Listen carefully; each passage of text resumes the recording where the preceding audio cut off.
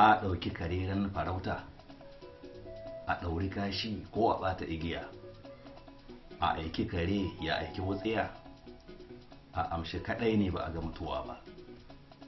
A bakin tsoho ne goro kan tsufa, a bakin wawa akan ji magana. A bar dariyar mai noma ko bai sayar ba ya ci abinsa, a bar ganin allura kankanuwa ƙarfe ce, a bar kaza cikin gashinta. A bari ya huce shi kan kawo rabon wani. A ci a sha a rage don gobe, a ci ba a sayar ba kwai ya fi doki.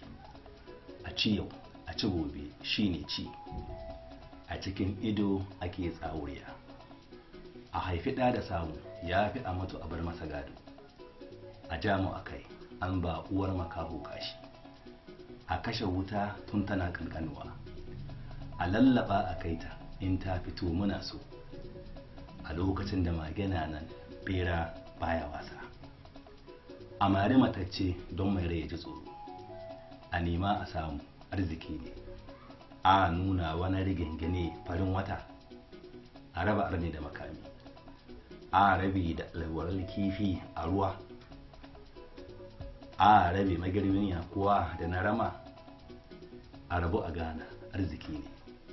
A rama wa kura aniyarta, a rashin kira karen bibi ya bata, a rashin kula akan kaɗe kuɗi, a rashin sani bako ya sha ruwan wanka, a riƙa sara ana duban bakin gatari, a sa a baka ya fi a rataya, a san mutum a san cinikinsa, a sayar a faɗi ƙarin wayo, a shekara saran ruwa sai tambaɗe, a so kare har jelarsa, a so uwa a so ‘ya'yanta, a tauna tsakuwa don aya ta ji tsoro, a yi a gama ya fi gobe a ƙarasa, a yi abin da za a yi mahaukaci ya ɗauki rigar kurma, a yi maza a fidda jaki daga doma, a yi wadda za a yi bera ya zub da garin kyanwa, a zaɓa a gasa ta hana yaro suna, a zuba wa ungulu kwan zabuwa.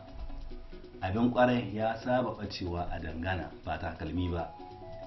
Abin al'ajabi an goya kwana da kunzu, abin aljihu na mai riga ne, abin Allah budurwa da ciki gwauro da yayi.